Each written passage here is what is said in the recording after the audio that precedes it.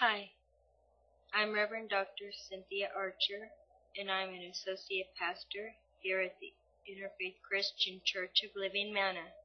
I would like to thank you for joining me for this week's sermon, as well as to welcome you to our ICCOLM church site. It is an honor and a blessing to have you here with us today.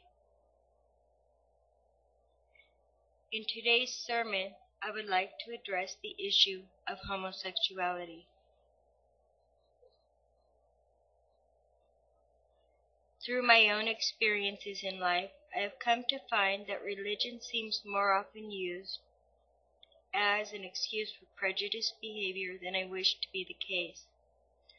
Often, I have heard it said from supposedly God-fearing people or proclaimed Christians that God hates homosexuals, and that they and their lifestyles are an abomination to the same said Christianly God, who reigns always above us, passing upon us harsh judgments and condemnations.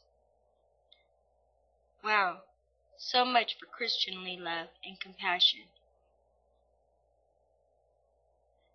Okay, folks, I've made it no secret that I support my gay community of brothers and sisters, and have even suffered a bit of harsh judgment for doing so.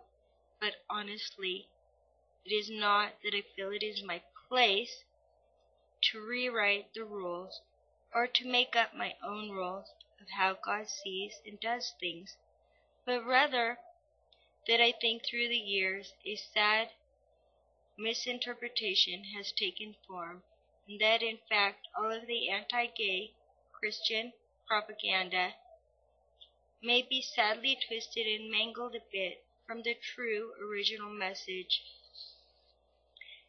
meant by the scriptures that we use to support this road of hatred, fear, and indignation. To begin with, the Bible states that all are sinners and that all have fallen short of the glory of God. Therefore, we can pretty much deduce this would be a good indication that it is not a privilege of some to be able to jump onto that holier-than-thou bandwagon, as it has pretty much been determined that we are all equally guilty of imperfection here, in this very real thing we call life and living. Though not to say that I have meant to imply that I think or feel that being gay means you have some sort of imperfection or that you are guilty of a thing, for this is not at all my feelings on that particular subject. My dear friends, I would never wish to imply such a thing, as personally I do not believe this to be the case at all. Let's use that thought for a moment, the thought that we all fall short of the glory of God, as our reason for dropping the wall of self-righteous indignation toward our gay brothers and sisters that we have formed, as a means of armored protection against them, and dare to take a second look, just in case we may have jumped the gun a bit on this particular issue. Due to the fact that the Bible seems to be one of our main sources and reasons used to ridicule and condemn men and women who enter into same-gendered relationships or lifestyles, then we first should stop and look at what it is the Bible says, or what it is in the Bible that causes such strife among otherwise loving and caring people. One story or point from the Bible used to defend gay or homophobic rationality is from Genesis 19, the story of Sodom and Gomorrah.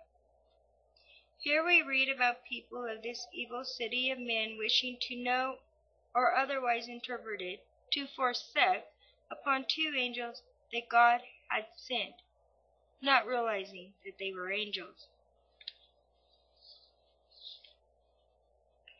Genesis 19:1-5 says, And there came two angels to Sodom at even, and Lot sat in the gate of Sodom. And Lot, seeing them, rose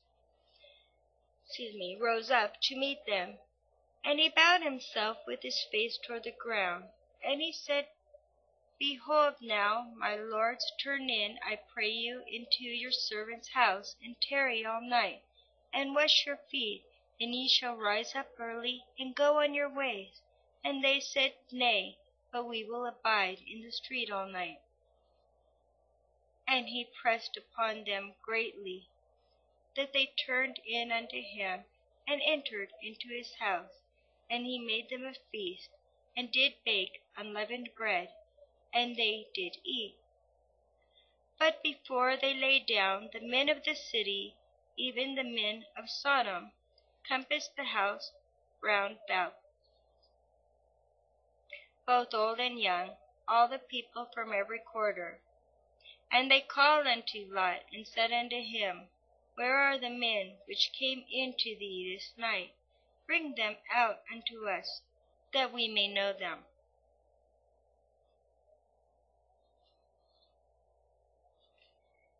These men trying to force the angels into acts of sex, this was an act of violence and an act of attempted rape.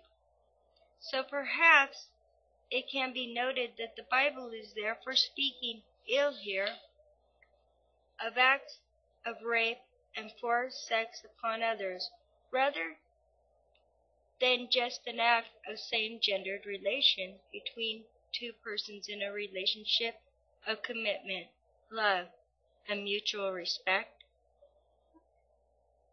It is important when reading the Bible to understand the people of whom we are reading about, to better understand what it is the Bible is referring to when it speaks of sexual actions of which are an abomination to God, and of the same gendered relations that it refers to.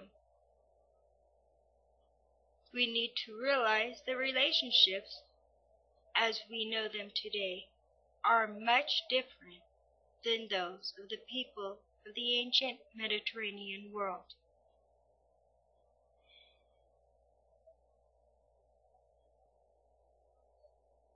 Here I wish to quote from The Bible and Homosexuality by Reverend Manna West. Reverend Manna defines an accounting of typical behavior of people in biblical times with a summary from Professor Mary Tolbert and the following words. The single most important concept that defines sexuality in the ancient Mediterranean world, whether we are talking about the kingdoms of Egyptor or Assyrior, whether we are talking about the later kingdoms of Graceland Rome, is that approved sexual acts never occurred between social equals. Sexuality, by definition, in ancient Mediterranean societies required the combination of dominance and submission. This crucial social and political root metaphor of dominance and submission as the definition of sexuality rested upon a physical basis that assumed every sex act required a penetrator and someone who was penetrated. Needless to say, this definition of sexuality was entirely male, not surprisingly in the heavy, patriarchal societies of the Mediterranean. In these societies, sexual acts between men did happen, but they happened in order to show dominance of one group of men or a man over another, especially during times of war. It was not uncommon for men who had conquered a foreign army to rape them in order to show they were dominant and of a higher status.